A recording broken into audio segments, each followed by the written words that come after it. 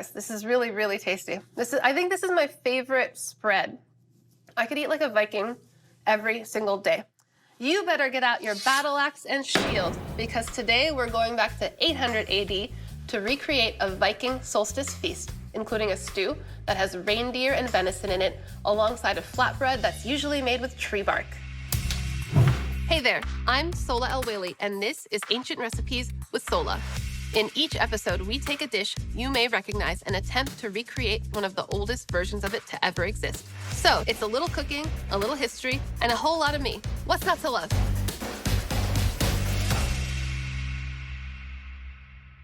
Is it just me? But when I think of a Viking feast, I picture a long braided haired warrior, painted faces, gnawing on a big old animal leg and guzzling mead. Well, in this episode, we're gonna flip the script on you. Viking feasts were long and had unending food and drink, but the cooking was relatively modest. And I mean, I get it. Who has time to cook when you're out there conquering the medieval seas? Their feasts were very much family-style shared plates with farm-to-table vibes, and they usually drank beer instead of mead. So today we're gonna make a Viking Skause, or stew, made with reindeer, venison, and vegetables, alongside a really thin and crispy flatbread that's usually made with oats or birch bark. Yep, that's right. This bread is usually made with bark from the birch tree. We'll try those in a taste test, alongside a few other Viking staples like smoked mackerel, toast, and skure. Like I mentioned, a true Viking feast was more likely an assortment of dishes made with things straight off the farm, from a hunt or a catch, vegetables, meat, stews, skure, a liquidy type of yogurt, and lots of fish, like torfisk, naturally dried cod, usually caught in Lofoten, Norway. Lutefisk, which is that cod rehydrated using lye, washed and then steamed. Rackfisk, trout sprinkled with salt and fermented for up to a year. All of this was served sort of family style, with it shared among everyone. They did have mead, but actually drank more beer than mead, and they did drink a lot of it, like bottomless, never ending. For their winter solstice celebration called Yule, the Vikings would have had 12 straight days of drinking, feasts, songs, games, and sacrifices to their gods. It was basically a 2-week-long party. Okay, we're gonna get started by making our Skause, Viking stew. While there are no actual written recorded recipes from this time period, from this region, I know, it's another one of those, we're gonna use archaeological evidence and historical hypotheses to make an educated guess about what would be in here.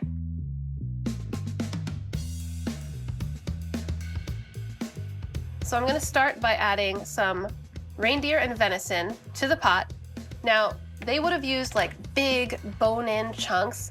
We unfortunately couldn't find bone-in venison. It's like not the easiest thing to find, but we did find reindeer with the bone-in. So, you know, we're doing the best we can, but I think the bone would have been really important because you get a lot of nutrients from the marrow. But we're gonna start by simmering this until we get it tender, along with a little bit of salt. And then after that, we're gonna take out the bones and add a whole bunch of vegetables.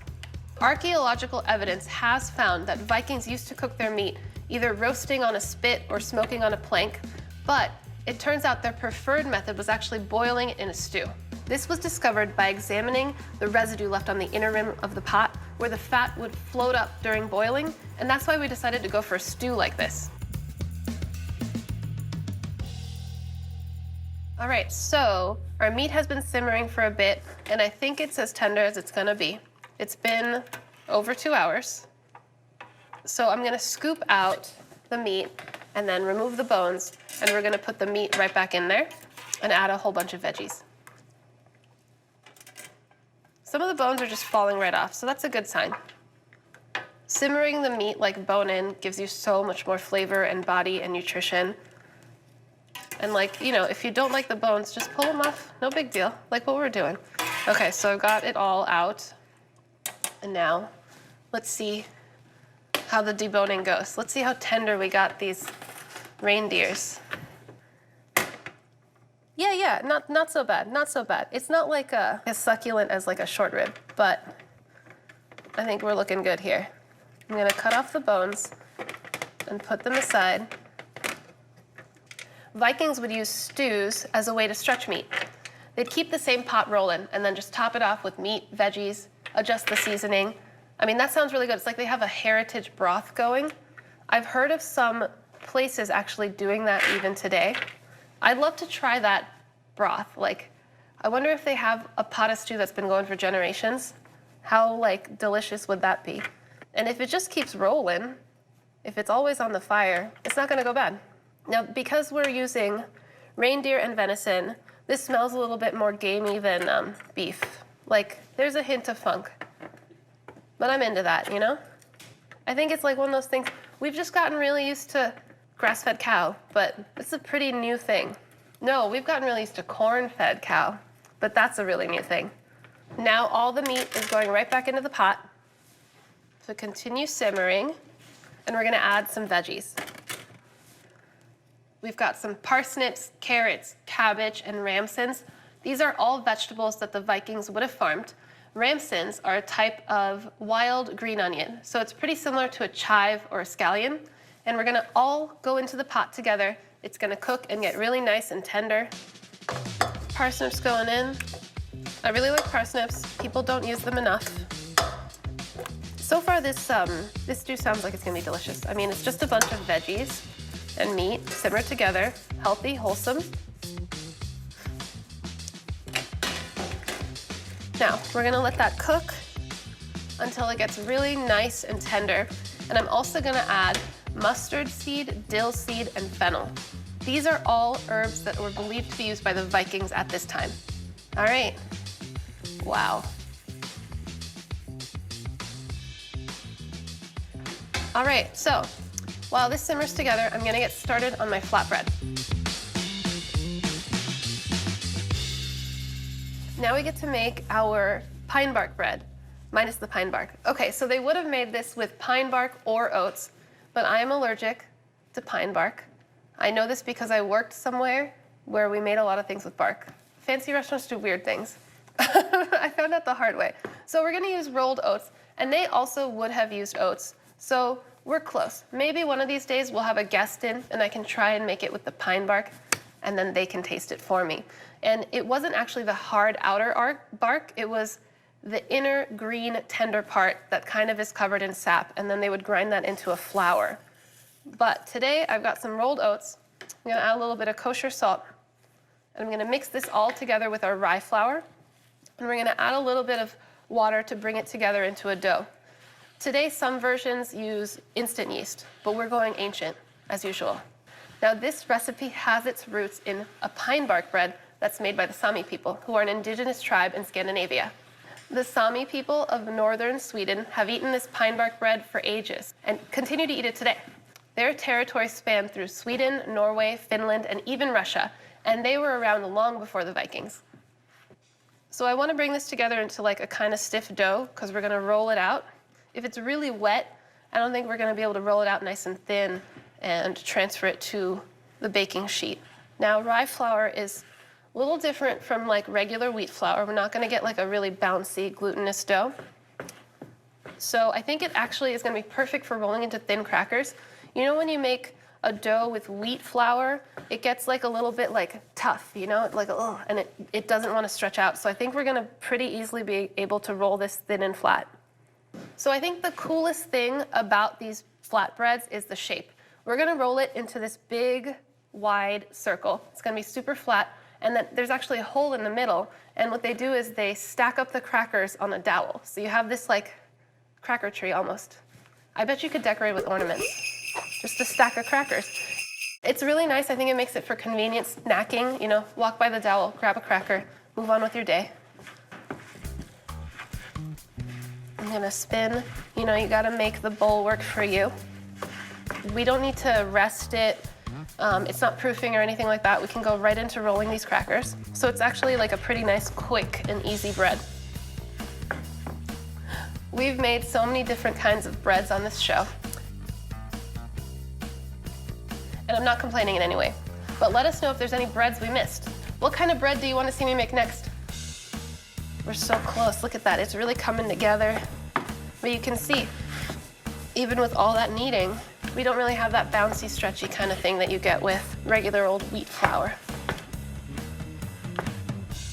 Okay, so I'm gonna divide this dough into 3. And we're gonna roll each portion of dough as thin as I can. Okay, cool. Okay, now we divide and conquer our crackers. It's a bread, but it's also kind of a cracker, right? All right, roughly into thirds, just like that. Oof, this is tough stuff. They were strong back then though, right? All right, let me start with one hunk of dough. And first I'm gonna pat it down into a circle, and then I'm gonna roll it out.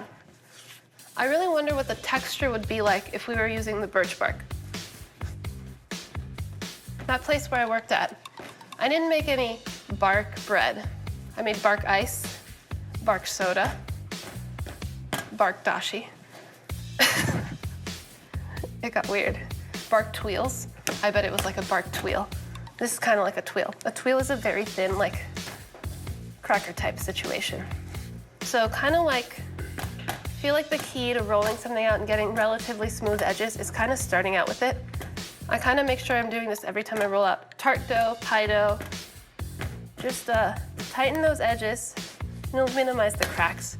I don't know how much they cared about having a perfect circle though. Seems like the Vikings were like really modest about their food, so I doubt they were into like something being perfect, more about things being delicious. I'm tired. That was exhausting. Hit it with a little dust so we don't have stickage. And now, this is the part that I'm really excited about. This is a very unique rolling pin. I've never used one like this. Check out all these like little grooves and bumps. I don't know, is it gonna just rip the dough? Or is it just gonna leave pretty indentations? I guess we're gonna find out. So this rolling pin comes to us from Scandinavia, and it's called a kruskavell. And it's supposed to help make the bread really thin and crispy. The first ever rolling pin was discovered to be used by the Etruscans all the way back to the 9th century BCE. So I really thought that this rolling pin was just gonna rip up the dough, but the dough is so dense and sturdy that it's just like making these nice little dimples. And I see that we're gonna end up with like these extra thin bits where we have the dimples. So we're gonna have like extra crunch. This is hard work. This is why the Vikings were so strong. They didn't need to train for battle, they would just roll these out.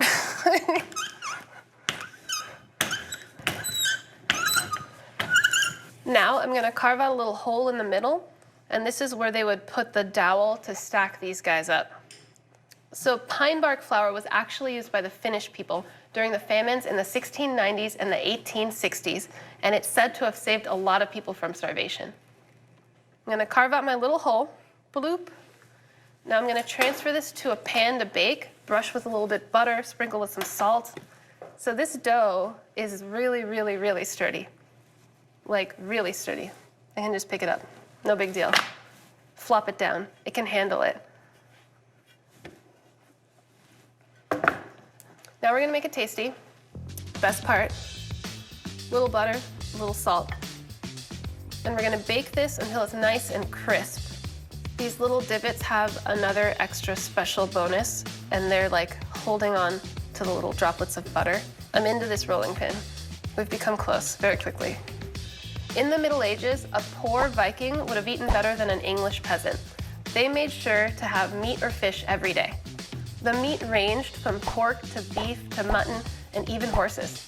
And they preserved a lot of the meat by salting it to keep it from going bad. So now I'm gonna sprinkle on a little bit of salt. Our stew is probably just about done. We're gonna bake this off, get everything together, and have our Viking feast.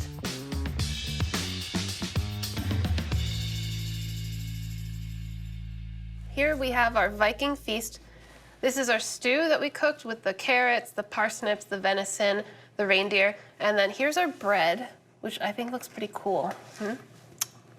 I don't know if I got it all as thin as it's supposed to be, but I don't know, I think it's pretty nice. I like how you can see the oats, and then we've got our other Viking staples, the toast, the smoked fish, the skyr. I'm gonna start by digging in to our stew and bread. I'm gonna ladle myself up some.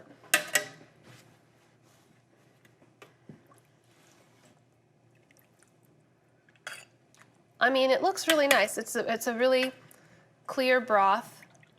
Lots of good veggies in here. You know, this is farm to table stuff, so you really can't go wrong. Really nice looking broth. It came out really pretty and clear. And I'm gonna break off some of this bread. Wait, let's see. So can we stack it on the dowel? It's a little bit thick. Maybe here. That's a little bit too small. It's kind of like a Goldilocks thing. You gotta find the dowel that's just right. We did it. It's so much sturdier than I thought. I thought it would just like break. I didn't understand the whole stacking thing, but I can see now this is pretty like nice and hearty, and you could totally just stack them up and, you know, easy access to your bread. I think we should bring this back. This is kind of cool. Okay, I'm gonna stop playing with my food. Time to eat. So let me break off some of this bread. Ooh, that's very nice and crisp. You can just hear that crunch. It's like a cracker, really nice and thin.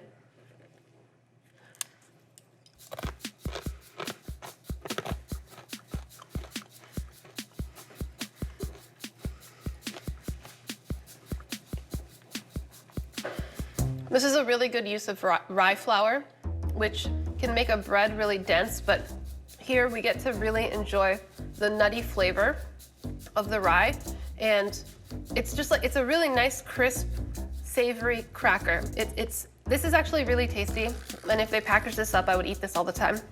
I can't imagine what the birch bark version would be, but I'm sure that was also delicious. It's a little bit hard, but I think that if you pile on some skir into toast, you won't even notice. I think it's gonna be great for dunking into the soup. Oh, break it up like a crouton? Why not? It has a really nice nutty crunch. These are super tasty. I'm gonna take those home. Okay, I'm gonna try my broth.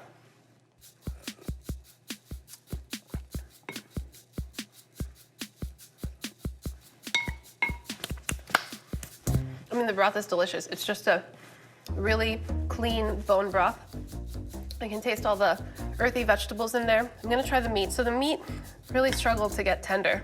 It's kind of tough with these like wild game kind of meats because, you know, reindeer and venison, they're out running around. They're doing stuff, so their muscles are tight. So the meat's really tight. Even after simmering for 3 hours, the meat is really tight, really tough. This is gonna be a long chew.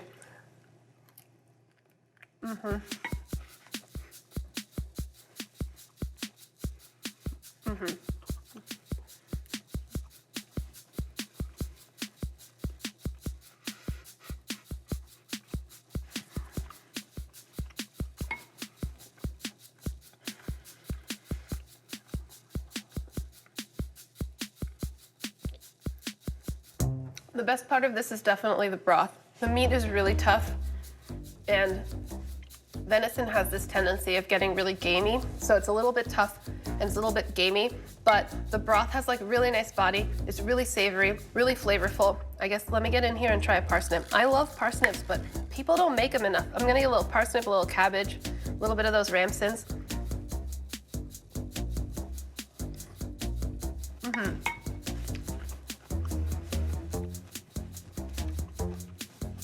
This is delicious. This is really tasty. There's nothing to not like. The meat's a little bit tough, but whatever. We're ancient times. They had stronger teeth, right? Okay, so this is really tasty, but I'm excited to try the rest of this spread. I wanna put some yogurt on here. No, skir, a little bit of skir, a fermented dairy product. That's not exactly yogurt, but you know, we're in the same family. Add a little bit of the smoked mackerel.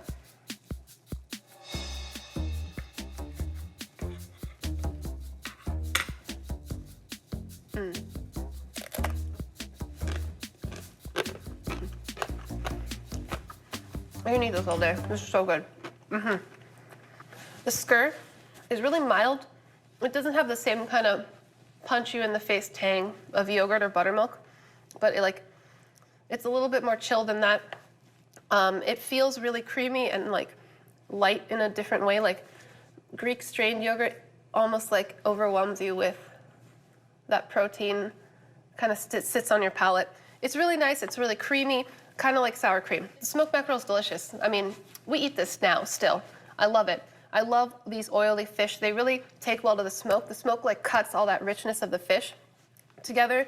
This is amazing. I could snack on this nonstop all day. It really works with the crackers because the crackers hold onto their crunch, even under the moisture of the yogurt.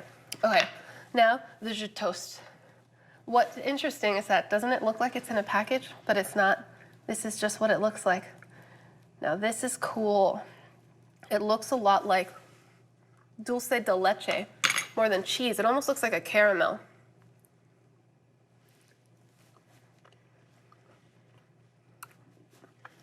It's super delicious.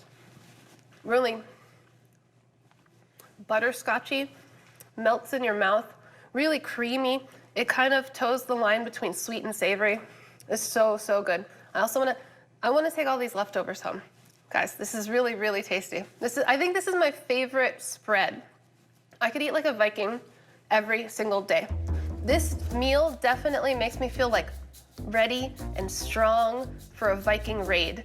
Like I've got this like really hearty bone broth situation, these good crispy whole grain crackers, the fermented dairy, the smoked fish, like everything here is delicious, wholesome. I can eat this every day. I'm so ready to be a Viking. If you like this episode, be sure to like and subscribe. And if there's any ancient or vintage recipe you want to see me try out, let us know in the comments and I'll see you next time.